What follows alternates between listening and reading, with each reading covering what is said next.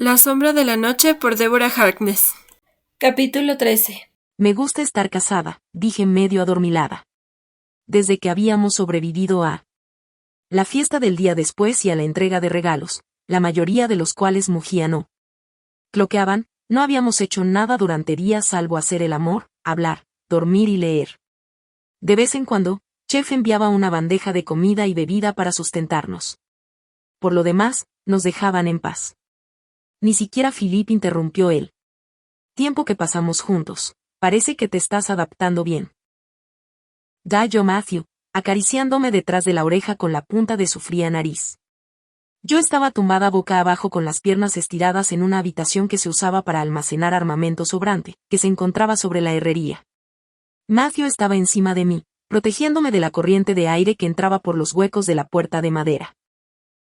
Aunque no tenía la certeza de cuánto cuerpo se me vería si alguien entraba, lo que estaba claro era que la parte posterior de las piernas desnudas de Matthew estaban a la vista. Este se frotó contra mí de manera sugerente. No es posible que quieras volver a hacerlo. Me reí alegremente cuando repitió el movimiento.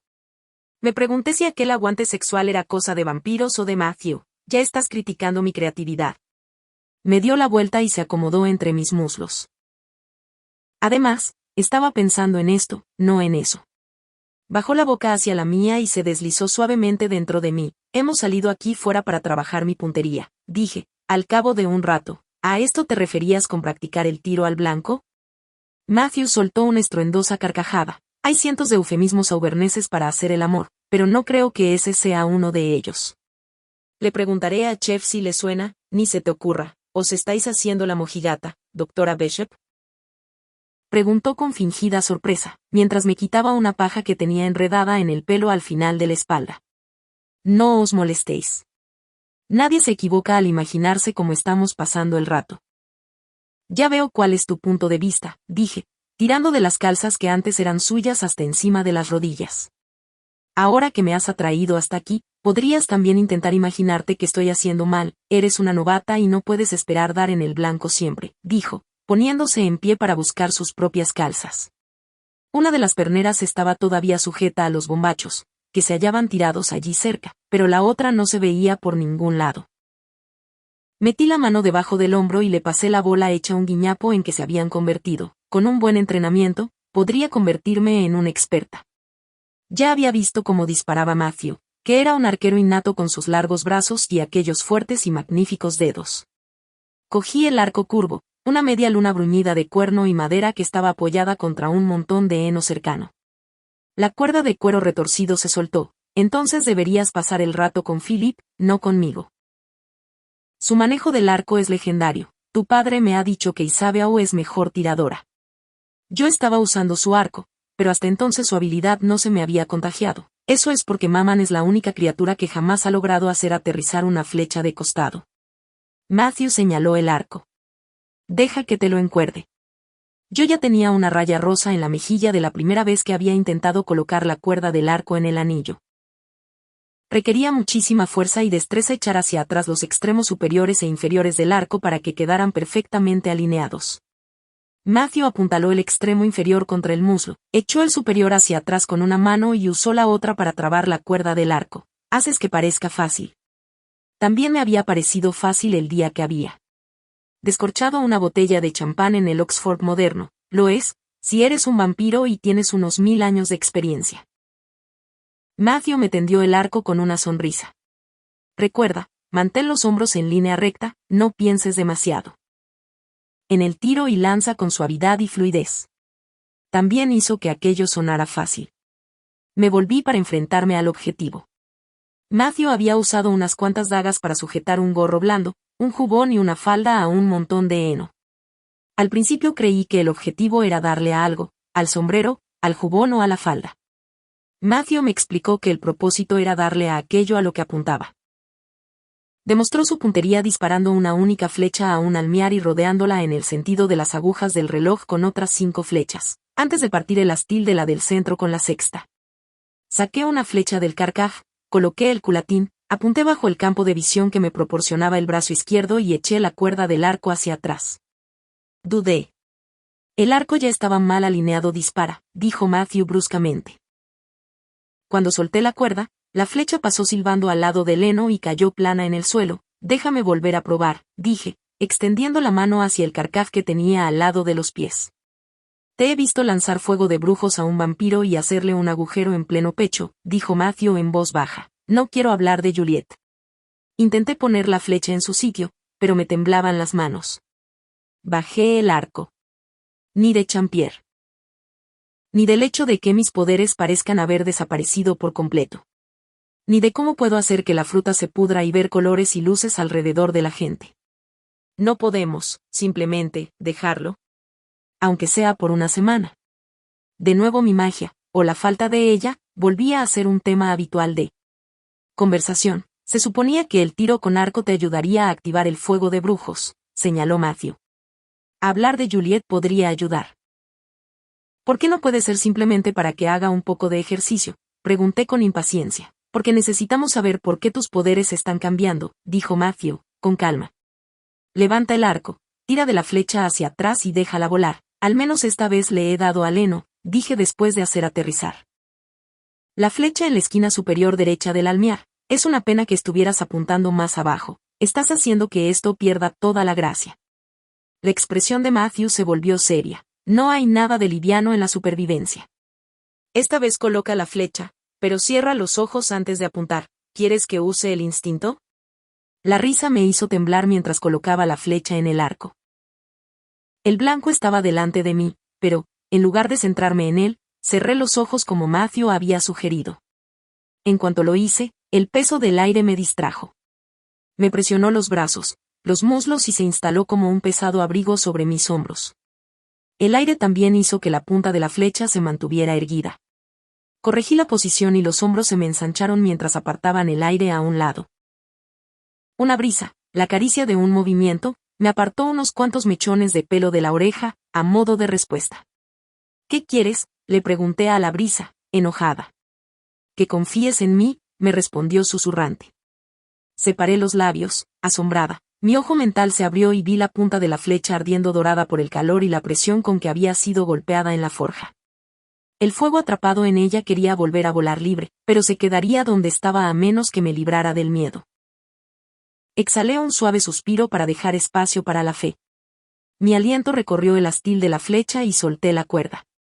Suspendida en mi aliento, la flecha salió volando. Le he dado. Seguía con los ojos cerrados, pero no necesitaba ver para saber que la flecha había dado en el blanco. Lo has conseguido. La pregunta es cómo. Matthew me quitó el arco de entre los dedos antes de que se me pudiera caer. El fuego estaba atrapado en la flecha y el peso del aire envolvía el astil y la punta. Abrí los ojos. ¿Has sentido los elementos? Como el agua bajo el huerto de Sea en Marsen y la luz del sol en el membrillo del viejo pabellón, dijo Matthew con aire meditabundo. A veces es como si el mundo estuviera lleno de un potencial invisible que está más allá de mi alcance. Tal vez si fuera como Tetis y pudiera cambiar de forma cuando quisiera, sabría qué hacer con todo ello. Cogí el arco y una nueva flecha. Mientras mantenía los ojos cerrados, daba en el blanco. En cuanto miraba a hurtadillas a mi alrededor, sin embargo, mis tiros se quedaban largos o cortos. Ya está bien por hoy, dijo Matthew, friccionando una contractura que se me estaba formando al lado del omóplato derecho. Chef ha presagiado lluvia para esta semana.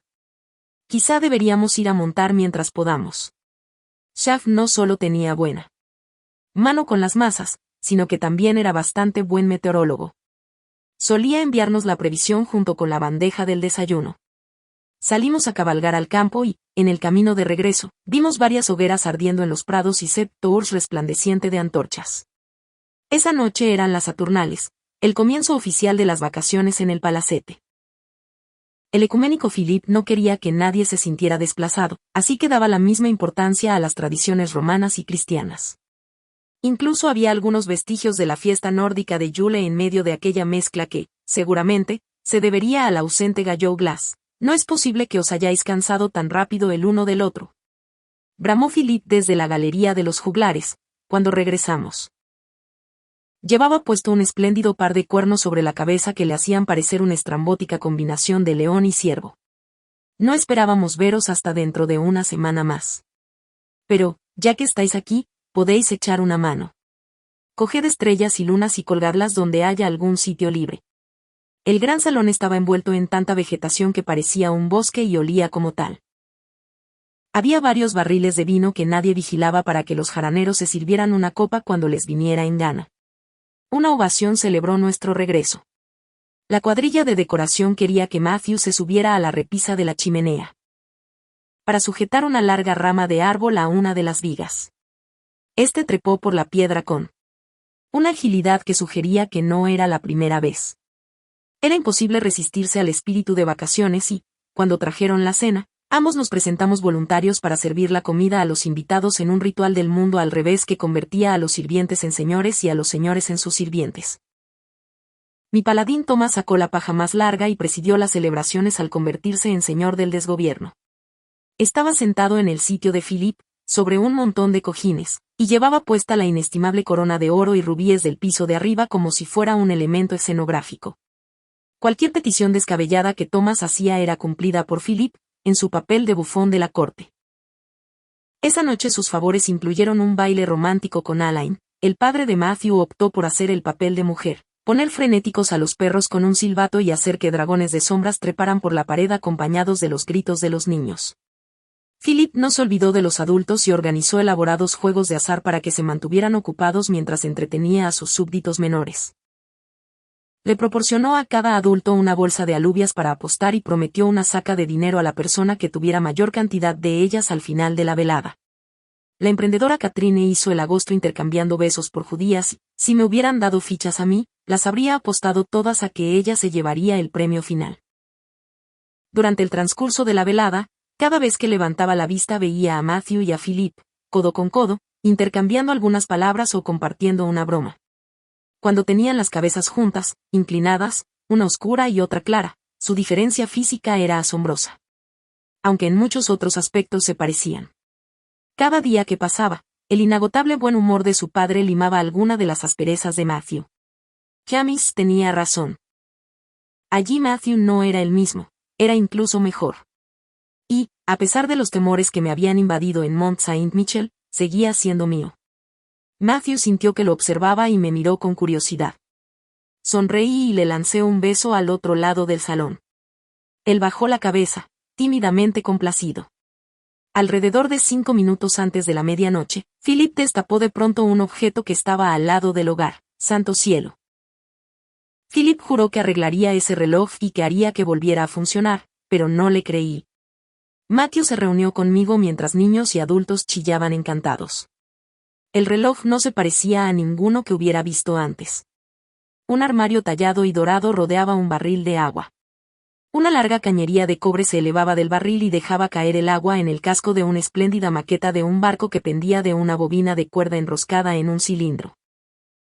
A medida que el barco se iba haciendo cada vez más pesado por el peso del agua, el cilindro giraba y movía una única manecilla alrededor de una esfera en la carátula del reloj, señalando la hora. La estructura era casi tan alta como yo. ¿Qué pasa a las 12 de la noche? Pregunté. Sea lo que sea. Sin duda tiene que ver con la pólvora que pidió ayer, respondió Matthew en tono grave. Tras haber exhibido el reloj con la pompa oportuna, Philip rindió homenaje a los amigos del presente y del pasado, y a la familia nueva y antigua, como correspondía en una festividad en honor a la ancestral deidad. Nombró a todas y cada una de las criaturas que la comunidad había perdido en el pasado año, incluida, cuando así lo requirió el señor del desgobierno, la gatita de Thomas, Prunelle, que había muerto trágicamente en un accidente. La manecilla continuaba avanzando lentamente hacia las 12. Exactamente a medianoche, el barco explotó con una ensordecedora detonación. El reloj tembló y se detuvo en la astillada caja de madera, escata. Philip observó con tristeza el reloj destrozado. A Monsieur Finet, que Dios lo tenga en la gloria, no le complacerían las mejoras que has introducido en su diseño. Matthew apartó con la mano el humo de los ojos mientras se inclinaba para mirarlo más de cerca. Cada año, Philip prueba algo nuevo: chorros de agua, campanas que repiquetean, un búho mecánico que ulula las horas. Lleva jugueteando con él desde que se lo ganó al rey François en una partida de cartas. Se suponía que el cañón debería soltar chispitas y crear una nube de humo. Habría divertido a los niños. Dijo Philip, indignado. Le pasa algo a tu pólvora, Mattallos. Matthew se echó a reír. Es obvio que no, a juzgar por los restos. Se estómago, dijo Thomas, sacudiendo compasivo la cabeza. Estaba agachado al lado de Philip, con la corona torcida y una expresión de preocupación adulta en la cara. Paz de problema. El año que viene lo haremos mejor, le aseguró Philip a Thomas alegremente. Poco después, dejamos a la gente de Saint Lucien jugando y festejando. Una vez arriba, me quedé al lado del fuego hasta que Matthew apagó las velas y se metió en la cama. Cuando me uní a él, me remangué el camisón y me senté ahorcajada sobre sus caderas. ¿Qué haces? A Matthew le sorprendió verse tendido boca arriba en su propia cama, mientras su mujer lo observaba desde arriba. El mundo al revés no era solo para los hombres, dije, pasándole las uñas por el pecho. Leí un artículo sobre ello en el posgrado que se titulaba, Las mujeres arriba. Con lo acostumbrada que estás a llevar la voz cantante, no creo que aprendieras mucho de él, Monker. Los ojos de Matthew estaban en llamas mientras yo cambiaba el peso para sujetarlo mejor entre los muslos. Adulador. Recorrí con las yemas de los dedos sus esbeltas caderas hacia arriba, las crestas de su abdomen y los músculos de sus hombros. Me incliné sobre él y le sujeté los brazos a la cama, proporcionándole una excelente vista de mi cuerpo a través del cuello abierto del camisón. Gimió. Bienvenido al mundo al revés. Lo solté el tiempo. Justo para que me quitara el camisón, luego le agarré las manos y me agaché sobre su pecho para que las puntas de mis senos desnudos le acariciaran la piel. Dios. Me vas a matar, ni se te ocurra morirte ahora, vampiro, dije mientras lo guiaba hacia mí. Interior balanceándome con suavidad y reprimiendo la promesa de darle más. Matthew reaccionó con un débil gemido. ¿Te gusta?, dije en voz baja. Intentó llevarme a un ritmo más fuerte y rápido. Pero yo continué moviéndome lenta y rítmicamente, mostrando la forma en que nuestros cuerpos encajaban. Matthew era una fría presencia en mi interior, una deliciosa fuente de fricción que me calentaba la sangre. Lo estaba mirando fijamente a los ojos cuando alcanzó el clímax, y aquella salvaje vulnerabilidad hizo que me precipitara detrás de él. Me derrumbé sobre su torso y, cuando me moví para bajarme, me estrechó entre sus brazos. Quédate ahí, susurró. Y me quedé, hasta que Matthew me despertó horas después. Me hizo el amor una vez más en el silencio que precede al amanecer y me abrazó mientras yo me metamorfoseaba y pasaba del fuego al agua, para regresar de nuevo a los sueños. El viernes era el día más corto del año y la fiesta de Yule. El pueblo todavía se estaba recuperando de las Saturnales y aún tenía la Navidad por delante, pero Philip estaba imparable. Chef ha matado un cerdo, dijo. ¿Cómo lo voy a decepcionar? Aprovechando una tregua climatológica, Matthew se fue al pueblo a ayudar a reparar un tejado que se había venido abajo por el peso de la última nevada. Lo dejé allí, tirándole martillos desde una viga maestra a un carpintero y encantado por la perspectiva de pasar una mañana de extenuante trabajo físico bajo gélidas temperaturas. Yo me encerré en la biblioteca con algunos de los mejores libros de alquimia de la familia y varias hojas de papel en blanco. Una de ellas estaba parcialmente cubierta de garabatos y diagramas que solo tenían sentido para mí. Con todo lo que estaba sucediendo en el palacete. Había abandonado las tentativas de conseguir el espíritu divino. Thomas y Etienne querían andar corriendo por ahí con sus amigos, metiendo los dedos en la masa del último pastel de chef, en lugar de ayudarme con el experimento científico. Diana. Philip avanzaba a gran velocidad y ya estaba en medio de la habitación cuando se percató de mi presencia. Pensaba que estabas con Matthew, no podía soportar verlo allá arriba, confesé. Él asintió, comprensivo. ¿Qué estás haciendo?, preguntó, atisbando por encima de mi hombro, intentando descubrir qué tenemos que ver Matthew y yo con la alquimia. Tenía la mente confusa por la falta de uso y de sueño. Philip dejó caer un puñado de pequeños triángulos, espirales y cuadrados de papel sobre la mesa y acercó una silla. Señaló uno de mis dibujos. Es el sello de Matthew, así es. Y también los símbolos de la plata y el oro, la luna y el sol. El salón había sido decorado con brillantes versiones de aquellos cuerpos celestiales para las Saturnales. Llevo pensando en ello desde el lunes por la noche. Entiendo que los símbolos de una bruja puedan ser la media luna y la plata, ambos están relacionados con la diosa. ¿Pero por qué iba a usar nadie el sol o el oro para representar a un vampiro? Aquello estaba en contra de absolutamente todas las tradiciones populares, porque somos inmutables. Nuestras vidas no fluctúan, al igual que el oro, nuestros cuerpos resisten la corrupción de la muerte y la enfermedad, debería de habérseme ocurrido. Tomé unas cuantas notas. Has estado pensando en otras cosas. Philip sonrió. Matthew es muy feliz. No solo gracias a mí, dije, mirando a los ojos a mi suegro. Matthew está encantado de volver a estar con vos. Los ojos de Philip se ensombrecieron. A Isabel y a mí nos gusta que nuestros hijos vengan a casa. Tienen sus propias vidas, pero eso no hace que su ausencia sea más llevadera. Y hoy también echáis de menos a Gallo Glass, añadí. Philip parecía inusitadamente apagado. Así se conoció, revolviendo los papeles doblados con los dedos. Fue Hugh, mi primogénito, quien lo trajo a la familia. Hugh siempre tomaba sabias decisiones en lo que a compartir su sangre se refería y Gallo Glass no fue ninguna excepción. Es un bravo guerrero con el sentido del honor de su padre. Me reconforta saber que mi nieto está en Inglaterra con Matthew. Matthew raras veces menciona a Hugh, se sentía más cercano a Hugh que a cualquiera de sus otros hermanos. Cuando Hugh falleció con el último de los templarios a manos de la iglesia y del rey, fue un duro golpe para la fidelidad de Matthew. Hacía poco tiempo que había logrado liberarse de la rabia de sangre y había regresado a nuestro lado, y Gallo Glass todavía no está preparado para dejar atrás su pesar, hasta que lo haga, no pondrá un pie en Francia. Mi nieto se vengó de los hombres que traicionaron la confianza de Hugh, al igual que Matthew, pero la venganza nunca es el remedio adecuado para la pérdida. Un día mi nieto regresará. Estoy seguro de ello. Por un instante, Philip me pareció un anciano, no el vigoroso gobernante de su pueblo, sino un padre que había sufrido la desgracia de sobrevivir a sus hijos. Gracias, Philip. Vacilé antes de cubrir su mano con la mía. Él me la estrechó brevemente y se puso en pie. Luego cogió uno de los libros de alquimia. Se trataba del ejemplar bellamente ilustrado por Godfrey de la Aurora Consurgens, el texto que me había atraído por vez primera a September Tours, una materia realmente curiosa, la alquimia, murmuró Philip, pasando las páginas. Encontró la ilustración del rey Sol y de la reina Luna participando en una justa a lomos de un león y de un grifo, y sonrió abiertamente. Sí, esto servirá. Metió una de las figuras de papel entre las páginas. ¿Qué estáis haciendo? Estaba muerta de curiosidad. Es un juego al que jugamos Isabel y yo.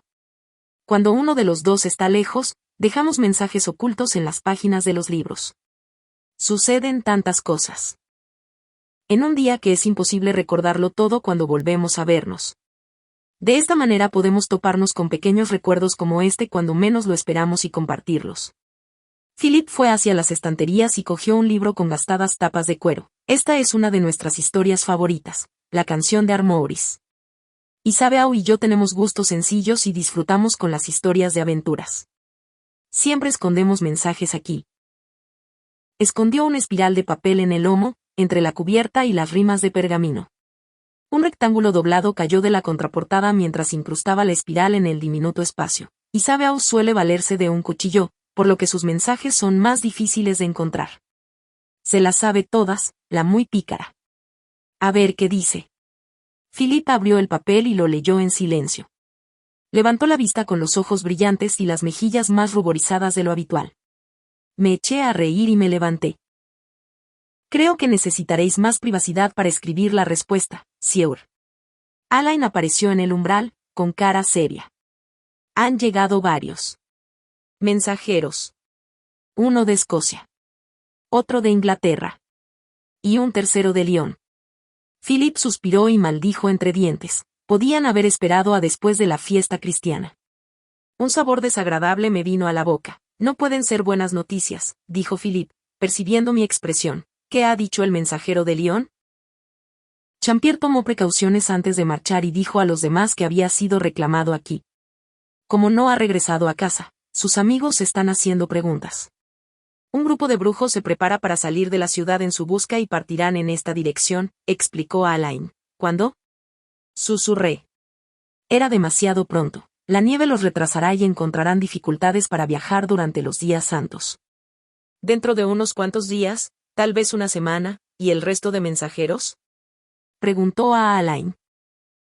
Están en el pueblo, buscando a Milord, para hacer que regrese a Inglaterra, sin duda, dije, si es así. El día de Navidad será el mejor momento para partir. Poca gente rondará por los caminos y esa noche no habrá luna. Son las condiciones ideales de viaje para un manjasang, pero no para los sangre caliente, declaró Philip con total naturalidad. Habrá caballos y alojamientos preparados para vosotros hasta Calais. Un barco os esperará para llevaros a Dover. Informaré a Gallowglass Glass y a Raleigh para que se preparen para vuestro regreso, vos ya os lo esperabais. Dije, temblando ante la perspectiva de marcharme, pero yo aún no estoy preparada.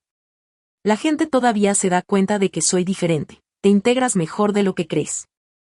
Has estado conversando conmigo en un francés y en un latín perfectos toda la mañana, por ejemplo. Abrí la boca, incrédula. Philip rió.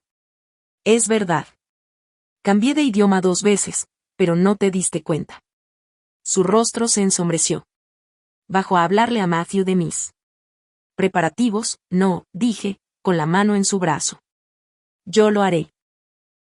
Matthew estaba sentado en la viga maestra, con una carta en cada mano y el ceño fruncido. Cuando me divisó, se deslizó por la pendiente del alero y aterrizó en el suelo con la elegancia de un gato. La alegría y el parloteo desenfadado de la mañana no eran ya más que un recuerdo. Matthew descolgó el jubón de un oxidado corchete para sujetar antorchas. Cuando se los puso sobre los hombros, el carpintero desapareció y regresó el príncipe. Agnes Sampson se ha declarado culpable de 53 cargos de brujería, Matthew blasfemó. Los funcionarios escoceses todavía tienen que aprender que acumular acusaciones hace que cada una de ellas parezca menos convincente. Según esta versión, el diablo informó a Sampson de que el rey Jacobo era su mayor enemigo. Isabel debe de estar encantada por no ocupar ella misma el primer lugar. Las brujas no creen en el demonio, repliqué. De todas las cosas estrafalarias que los humanos decían de las brujas, aquella era la más incomprensible. La mayoría de las criaturas creerían en cualquier cosa. Que pusiera fin a su miseria inmediata si estuvieran muertos de hambre, si los torturaran y los amedrentaran durante semanas y semanas, aseguró Matthew, pasándose los dedos por el pelo. La confesión de Agnes Sampson, por muy poco fiable que sea, es la prueba de que las brujas están metidas en política, como sostiene el rey Jacobo. Rompiendo así el pacto, añadí, entendiendo por qué Agnes había sido perseguida con tanto encono por el rey escocés. Sí. Gallowglass Glass quiere saber qué debe hacer. ¿Qué hiciste cuando estuviste aquí? Antes, permití que la muerte de Agnes Sampson se produjera sin oponerme, como un justo castigo civil por un crimen que estaba fuera de los límites de la protección de la congregación. Sus ojos se encontraron con los míos. La bruja y la historiadora batallaron ante la imposible elección que se me presentaba. Entonces tienes que volver a guardar silencio, dije, cuando la historiadora ganó la partida. Mi silencio implicará su muerte. Y tu posicionamiento cambiará el pasado, tal vez con consecuencias inimaginables en el presente. No le deseo la muerte a esa bruja más que a ti, Matthew. Pero si empezamos a cambiar cosas, ¿dónde acabaremos? Inquirí, sacudiendo la cabeza, así que volveré a quedarme mirando cómo se desarrolla todo ese truculento asunto en Escocia. Sin embargo, esta vez me parece muy diferente, dijo, de mala gana. William Cecil me ha ordenado que regrese a casa para poder unirme al servicio de inteligencia de la reina, dada la situación de Escocia. Tengo que obedecer sus órdenes, Diana. No tengo elección, tendríamos que volver a Inglaterra con o sin las órdenes de Cecil. Los amigos de Champier se han dado cuenta de que ha desaparecido. Y podemos irnos de inmediato. Philip tenía todo listo para una partida precipitada, por si acaso. Ese es mi padre, dijo Matthew con una sonrisa forzada. Siento que nos tengamos que ir tan pronto, susurré. Matthew me agarró y me atrajo hacia su lado. De no haber sido por ti, mis últimos recuerdos de mi padre serían los de un hombre destrozado. No hay miel sin hiel. Durante los siguientes días, Matthew y su padre vivieron un ritual de despedidas que debían de resultarles familiares, dados los adioses que ambos habían intercambiado. Pero esa vez era única. El siguiente en ir a September Shore sería un Matthew diferente, uno que ni me conocería a mí ni el futuro de Philip. Hace tiempo que el pueblo de Saint Lucien es consciente de la compañía de los Manjasang. Me aseguró Philip cuando me preocupé por si Thomas y Etienne serían capaces de mantenerlo todo en secreto. Vamos y venimos. Ellos no hacen preguntas y nosotros no damos explicaciones. Siempre ha sido de esa forma. Aún así, Matthew se aseguró de que sus propios planes estuvieran claros. Lo oí. Hablando con Philippe en el almacén de heno, tras una mañana de discusiones, lo último que haré antes de regresar a nuestro tiempo será enviarte un mensaje. Prepárate para pedirme que vaya a Escocia para asegurar la alianza de la familia con el rey Jacobo. De allí debería ir a Ámsterdam. Los holandeses estarán abriendo rutas de comercio con el este. Podré arreglármelas, Matthew, dijo Philip con suavidad hasta entonces. Espero que me mantengas al día desde Inglaterra y tener noticias de cómo os va a Diana y a ti. Gallo Glass te mantendrá al corriente de nuestras aventuras, prometió Matthew. No será lo mismo que oírlas de tu boca, dijo Philip. Será muy difícil no jactarse de lo que sé de tu futuro cuando te pongas presuntuoso, Matthew. Pero, sea como sea, también me las compondré para eso. El tiempo nos gastó varias bromas durante nuestros últimos días en September Tours. Primero se ralentizó y luego se aceleró sin previo aviso. El día de Nochebuena, Matthew bajó a la iglesia para oír misa junto con la mayoría de la gente de la casa. Yo me quedé en el palacete y me reuní con Philip en su oficina, al otro lado del gran salón. Estaba, como siempre, escribiendo cartas. Llamé a la puerta. Se trataba de una mera formalidad. Ya que, sin duda alguna, había estado siguiendo mi acercamiento desde que había salido de la torre de Matthew, pero no me parecía correcto entrar sin pedir permiso. Introite. Era la misma orden que me había dado la primera vez que había llegado, pero sonaba mucho menos severa ahora que lo conocía mejor. Siento molestaros, Philip. Pasa, Diana, dijo, frotándose los ojos. ¿Katrine ha reunido mis cajas? Sí, y también el tintero y el plumier. Philip insistió en que me llevara su hermoso juego de viaje para el camino. Todos los objetos estaban hechos de piel reforzada y podían resistir los peligros de la nieve, la lluvia y el maltrato. Quería asegurarme de daros las gracias antes de marcharnos, y no solo por la boda. Habéis arreglado algo en Matthew que estaba roto. Philip echó hacia atrás el taburete y me miró. Soy yo el que debería estar agradeciéndotelo, Diana. La familia ha estado intentando sanar el espíritu de Matthew desde hace más de 1000 años. Si no recuerdo mal, tú has tardado menos de 40 días en hacerlo. Matthew no era así, dije, sacudiendo la cabeza, no hasta que llegó aquí, a vuestro lado. Había en él una oscuridad insondable para mí. Un hombre como Matthew nunca se libera por completo de las sombras. Pero tal vez sea necesario abrazar la oscuridad para amarlo, continuó Philip. No me rechaces porque sea oscuro y sombrío, murmuré. No reconozco el verso, dijo Philip, frunciendo el ceño. Es de ese libro de alquimia que os enseñé antes, el Aurora Consurgens. Aquel pasaje me recordó a Matthew, aunque todavía no entiendo por qué. Llegaré a saberlo. Sin embargo, te pareces mucho a ese anillo, ¿sabes? Dijo Philip, dando unos golpecitos con el dedo sobre la mesa. Ha sido otro de los mensajes inteligentes de Isabel. Quería que supierais que aprobaba el enlace.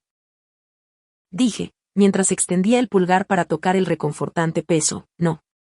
Isabel quería que yo supiera que te aprobaba a ti. Al igual que el oro del que está hecho, eres inquebrantable. Escondes muchos secretos dentro de ti, como las bandas del anillo esconden las poesías de la vista. Pero es la piedra lo que mejor capta lo que eres, brillante en la superficie, férrea en el interior e imposible de romper. Oh, claro que me puedo romper, dije con pesar. Al fin y al cabo, se puede hacer añicos un diamante golpeándolo con un simple martillo. He visto las cicatrices que Matthew te ha dejado. Sospecho que habrá otras, también, aunque menos visibles. Si no te rompiste en pedazos entonces, no lo harás ahora. Philip rodeó la mesa. Me besó con ternura en ambas mejillas y se me llenaron los ojos de lágrimas. Debo irme. Mañana nos pondremos en camino temprano. Giré en redondo para marcharme, pero di media vuelta y rodeé con los brazos los enormes hombros de Philip. ¿Cómo era posible que pudieran destrozar a un hombre así? ¿Qué sucede?, murmuró Philip, retrocediendo. Vos tampoco estaréis solo, Philip de Clermont, susurré con fiereza. Encontraré la manera de acompañaros en la oscuridad, os lo prometo. Y, cuando creáis que todo el mundo os ha abandonado, yo estaré allí, sujetándoos la mano, como iba a ser de otra manera, si te llevo en el corazón, dijo Philip con dulzura. A la mañana siguiente, solo unas cuantas criaturas estaban reunidas en el patio para vernos partir. Chef había metido todo tipo de tentempiés para mí en las alforjas de la silla de Pierre, y Alain había rellenado el resto del espacio libre con cartas para Gallo Glass, Walter y varias decenas de destinatarios más. Katrine estaba de pie a nuestro lado, con los ojos hinchados por el llanto. Quería ir con nosotros, pero Philip no se lo había permitido. Este también estaba allí y me estrechó con fuerza entre sus brazos antes de dejarme marchar. Él y Matthew hablaron en voz baja unos instantes. Matthew asintió. Estoy orgulloso de ti, Matthayos, dijo Philip, al tiempo que le agarraba fugazmente el hombro. Matthew se acercó sutilmente a su padre cuando Philip lo soltó, reacio a romper el contacto. Cuando Matthew se giró hacia mí, su expresión era decidida.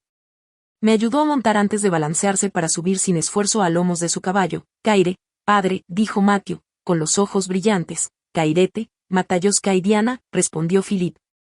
Matthew no volvió la cabeza para ver por última vez a su padre, ni relajó la tensión de la espalda. Mantuvo los ojos clavados en el camino que se extendía ante él, afrontando el futuro más que el pasado. Yo me giré una vez, al ver que algo se movía.